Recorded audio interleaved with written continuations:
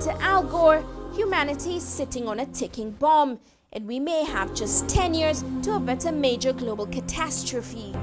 That ticking bomb is the rapidly changing weather patterns as a result of global warming and climate change. The problem of climate change has been at the front burner of global discourse, and unlike other African cities, it is not lost on leaders here in Lagos. Governor Fashola has now launched Nigeria's first aggressive climate change action plan. Lagos bears more risk because of its geographical features. And besides lying below sea level, Lagos is the most industrialized state and has the largest population but the least landmass amongst all 36 states in Nigeria. The major threat to Lagos is flooding. We have some other minor ones, like for example erosion, also in some areas, but the major threat to us, because we are a coastal state, is flooding. Taking action, the state has already begun implementing this plan with 3 strategies: prevention, restorative and advocacy programs. As a state, we've been very proactive. In fact, I'm able to say that to a large extent, I doubt if any city in Africa has been that proactive the way we've been handling the matter in the last 2 years. Already, it is undertaking a massive greening of the state by turning former wastelands and dump sites into beautiful parks and gardens, and recycling up to 60% of its organic waste into compost. Also, it launched an aggressive tree planting campaign, planting more than 500,000 trees in the last 2 years. In terms of mitigative and adaptive measures, for example, every year we do ceremonially tree planting day, and beyond that, we do continuous planting and greening of the state in order to absorb this carbon emission all over the whole place. The Lagos Waste Management Authority has played a major role in this campaign by dealing with waste in a more environment-friendly way and providing the necessary bins and banks for proper sorting. What we're doing is to make sure that in areas where we're contributing to the carbon sink, in areas of gaseous emission from our landfill sites, we're addressing how to manage that and mitigate that emission. The consequence of mismanagement itself, which led to burning in most cases before. And so we're addressing public awareness seriously on this issue.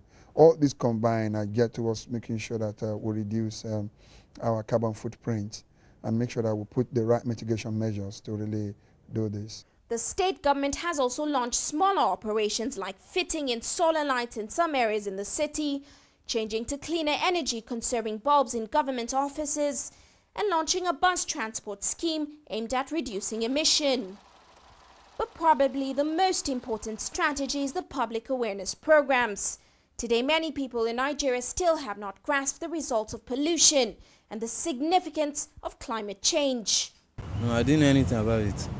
Have you ever heard of that before ever? No, I didn't have any idea about it. People know, they are getting aware, but we're marching for light today.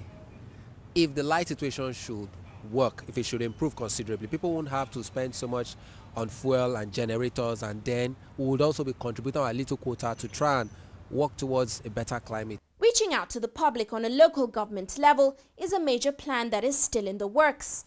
However, starting with the younger generation, Lagos State Government has implemented climate change clubs in schools which have been successful. This is a docudrama by a group of school children based on Al Gore's documentary, An Inconvenient Truth. It can still cook faster and safer if you let it burn on the blue flame.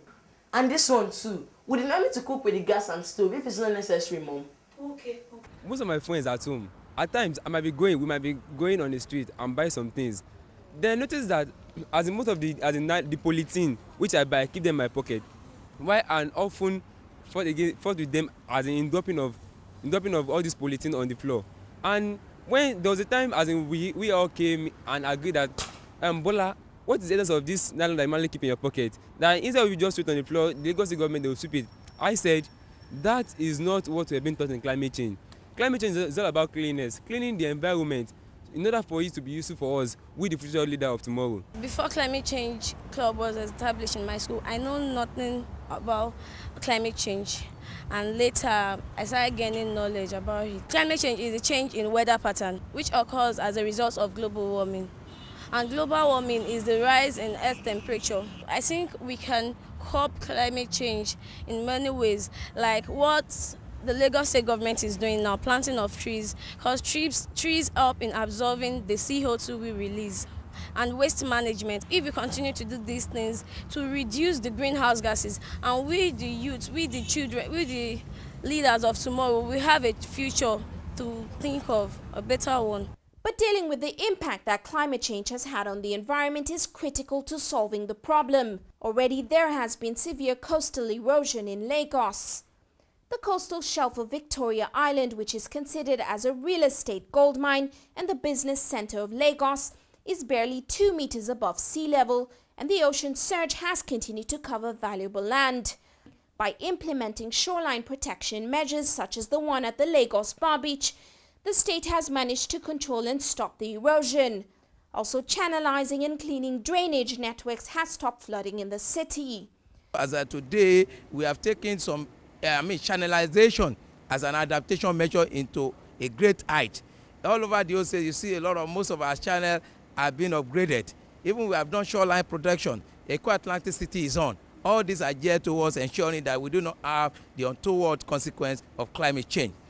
At the recent Governors Global Climate Summit hosted by Governor Arnold Schwarzenegger in California and attended by leaders of major cities in the world, including Mayor Vilaria Gosa of Los Angeles, the Mayor of Toronto, and the Governor of Jakarta, Governor Fashola stressed that city mayors or governors are the first responders in the event of a disaster.